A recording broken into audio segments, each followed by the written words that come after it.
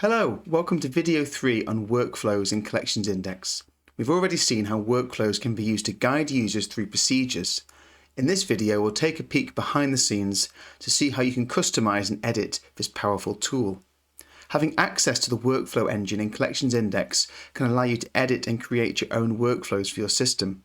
Now, ordinarily, we would configure workflows for you, as they can be quite complex and there's a huge amount of scope in what you can create. So this video aims to show you where workflows can be accessed, to let you be familiar with how you find them and edit them, and to show you how to make small, simple changes. Here you can see a workflow in Web Edition, in this case object entry. Now I'm logged in as an admin, so you'll see I can see all the steps available to me here.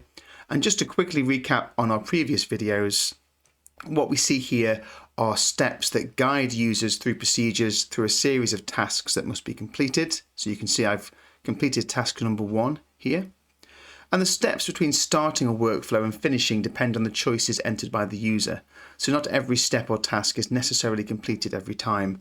So you can see here my answer to step 1 has bypassed step 2 and moved me on to step 3 and 4. But now let's have a peek under the hood and see how we can access and change workflows in CollectionsIndex. Firstly, in order to access workflow management, you'll need to have access to CollectionsIndex, the desktop app, and you'll also need a license for our workflow engine. And at the moment, you can't edit workflows in Web Edition. If you don't have access to either of these, simply get in touch with us for a chat about your options. So once you've loaded CollectionsIndex, you're going to go to the Procedures tab and find your procedures down here. And to access the workflow steps for any of your procedures, what you're going to want to do is right-click, let's say on Object Entry here, and you can see you've got some options to start a procedure of this type, to search across existing procedures. But what we are interested in today is show definition of this procedure. And you can see now it's loaded up the procedure for us, and we can see some identifying information, the name of the procedure here, a short name. But if we scroll down, we can see we've got all of our workflow steps here laid out in front of us. We can see some information about them, their number, the title of the section they belong in. So workflow, if you remember, is divided into certain sections, the caption for the step, the message the user sees, and a variety of information depending on the type of task. So you can see here we have a choose task and we're listed with the choices available, whereas on the step below it's an edit type of task, and so what we see underneath that is a little bit different. However, let's now jump over to the record edit. So we're going to edit the current record, and that will take us into editing this procedure and the workflow steps. So this editing form might look familiar to you if you're used to the desktop application. We can see, again, summary of all our steps down here on the left. And then over here on the right, we've got some editable fields. And if I change this drop down at the top to steps, I can now edit the steps in our workflow. So you can see all the steps available are laid out in this table. We can search up and down this table to go through our steps. Again, the table is telling us the step number, what section the step sits in, a caption for the step, and then the type of step. And you'll note that we can use arrows. We could actually move steps around if we want to using these arrows. So for example, I can move step number 2 down, like so. And it's interesting to note that steps don't have to be in number order. However, the number does have to be unique, and it often makes more sense for the user if they are following some kind of logical number sequence through your workflow. So let's put number 2 back where it needs to be. There we go. You'll also see that we can click to remove a step. I'm not going to do that now.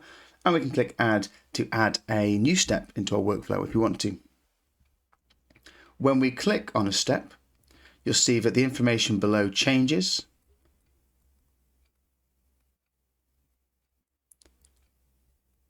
And we can access these fields below to create or edit. Let's go back to the top and click on step 1, and we can see we're able to edit the step number, as long as that's something unique. We can actually edit the section our step belongs to. We can edit the caption. We can change the type of step available.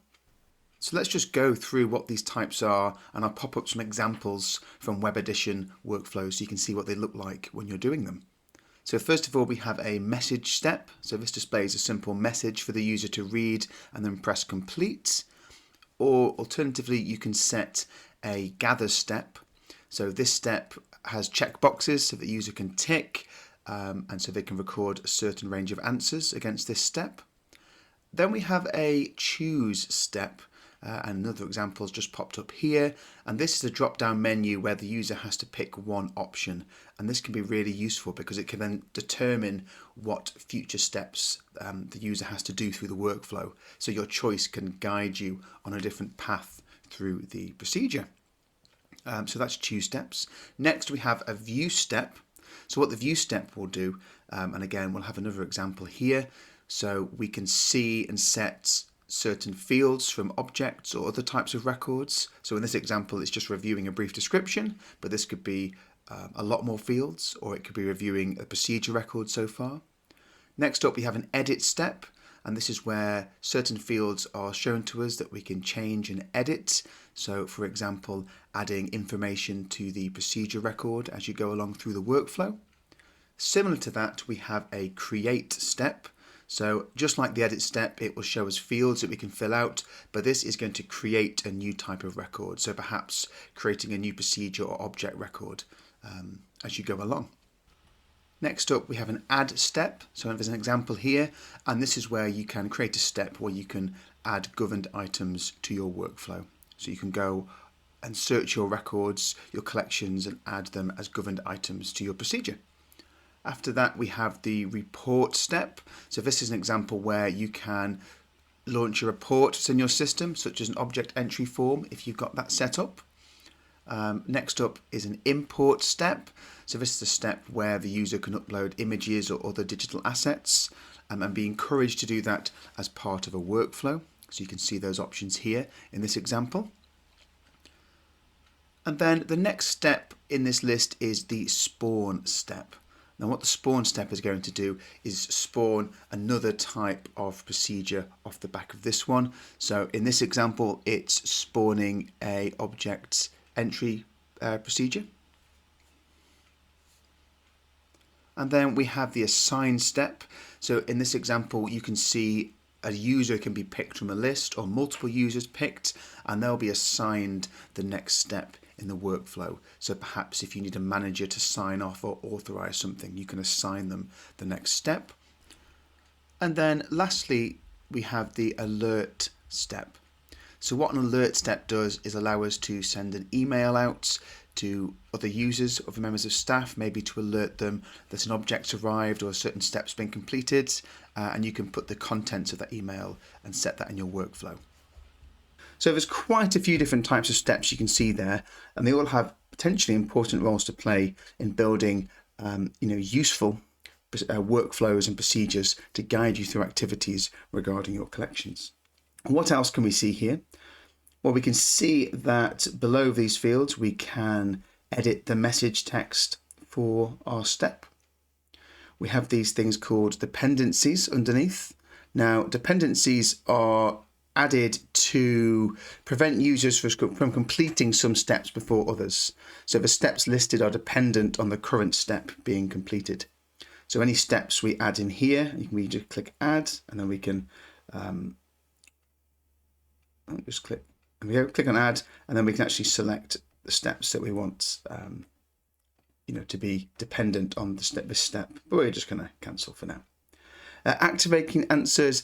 Here you can make the current step dependent on other answers picked on earlier steps. So where we've got choose steps, for example, if I click add, we can see a range of choose steps, and we can actually pick which of the answers in those steps. So for example here, if someone answers objects expected, we could select that, and that would activate our current step. Or actually, if we wanted objects already arrived to activate our step, we could collect that answer. And you can select multiple answers if you wish. But let's cancel that and just scroll down.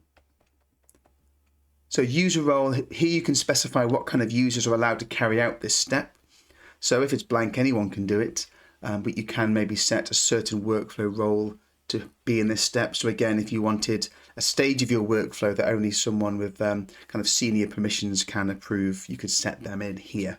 So only someone with that level can complete this step.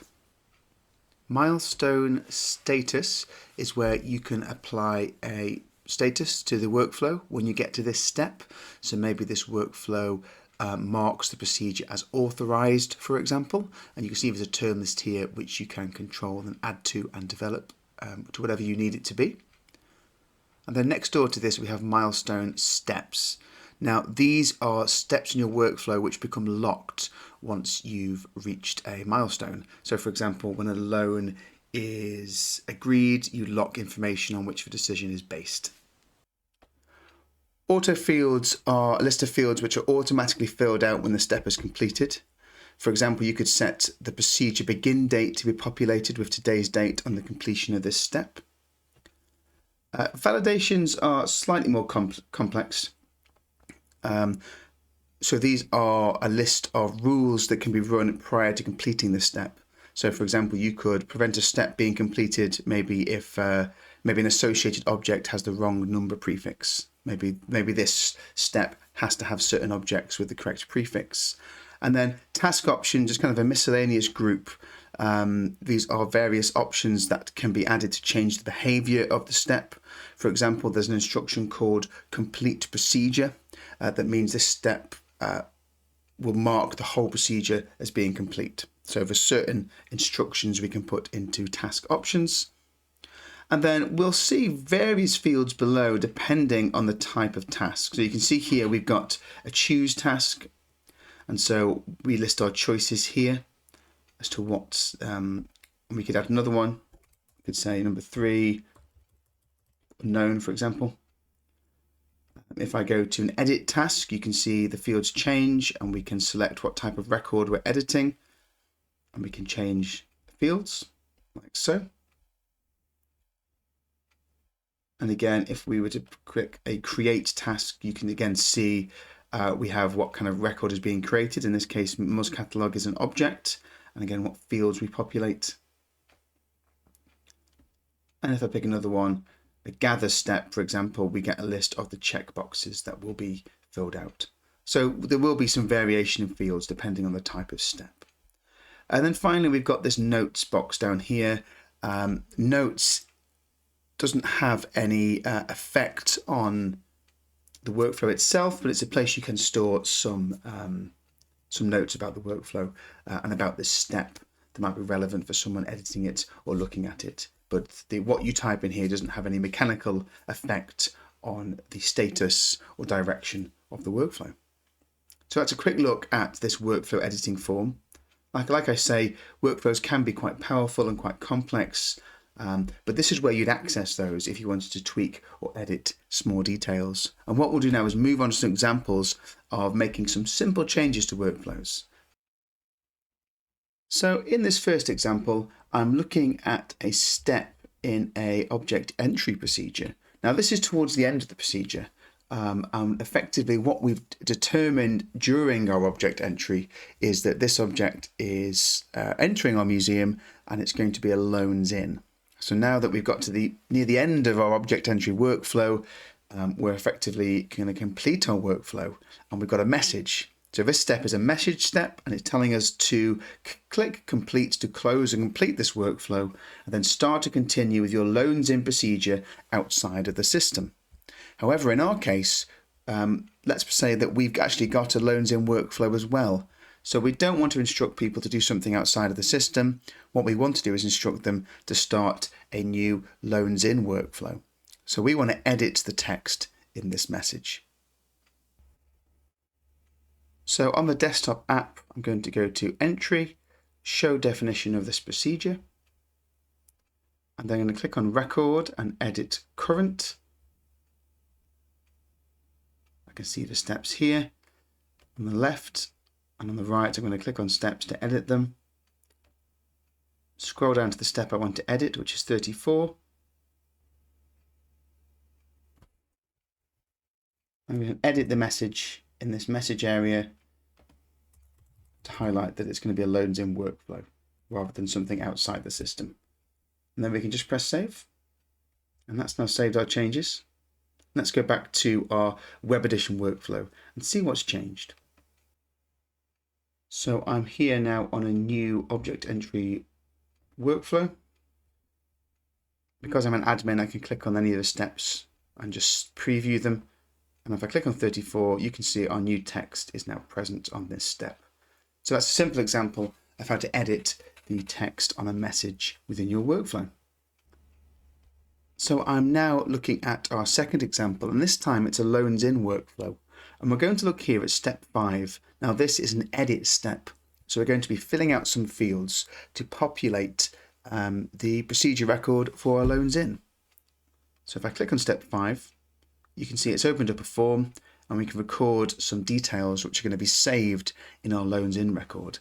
So there's a number of useful fields in here. We've got the authority of the lender, some contact details, reason for the loan. But we haven't got a note field in here, and I really would like to have the loans in note field as part of this form. So how can we edit our workflow so that field is going to appear during this step? Well, again, let's jump back over to the desktop app and see what we can do. So from loans in, I'm going to click edit current, just like I did before, and go to my steps. I'm going to find step 5. This is that edit step we were looking at. And if we scroll down, we can see down here the list of fields that we're editing. I'm going to add in spec loan in note, which is the name of this field. Note that everything is separated by these semicolons. I'm going to press on save, and that should have updated my workflow. So let's start a new loans in and see if that's made a difference. So I have returned to a loan in workflow. And now let's look at step 5 and see what's changed. So we're still getting our list of fields, but if we scroll down, hopefully down at the bottom, we can see loan in note is now appearing. So when I'm filling in details about my loan in record, I've got the option of using the note field as well as all the existing fields here. So there in our second example, we've seen how to add a field to an edit step. So for my third example, we're now looking at an object movement workflow. And this step is asking us whether or not the object is safe to move. So we're supposed to look at the object and judge whether or not it's safe to be moved or if it's not in good enough condition to be moved. And at the moment we have a drop-down menu and you'll see there's just 2 options available in that menu, and we want to add a third option. So as I open this menu, you'll see we've got the 2 existing options, but we want a third option, which is to seek some external advice, a second opinion, if you will, and that's going to give us the chance then to create a new path through our workflow. So like we did with the other examples, let's go ahead and jump behind the scenes and see how we can add a new option to a choose step. So once again, I've clicked to show definition of this type of procedure, in this case location and movement control. I click on edit current, and here we are back in the editing form for our workflow, and we can edit those steps. And here we have step number 4, check object condition, and it's a choose step. And so underneath here we can see our text. And if we scroll down, we can see the choices here. So each choice is prefixed by a number and a dash, and then the text, and they're separated by a semicolon.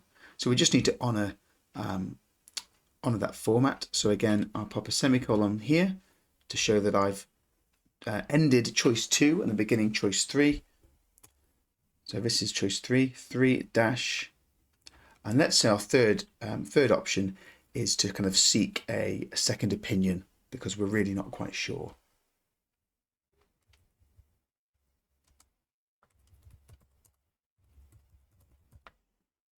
So there we go. Let's click save. And we'll jump back and see what difference that makes to our workflow. So we've come back to look at our workflow in Web Edition, and just before we check what the change has done to this step, we need to bear in mind that ordinarily after doing this piece of work, we'd probably have to edit and amend other steps so that the choice we've added creates a new path through our workflow.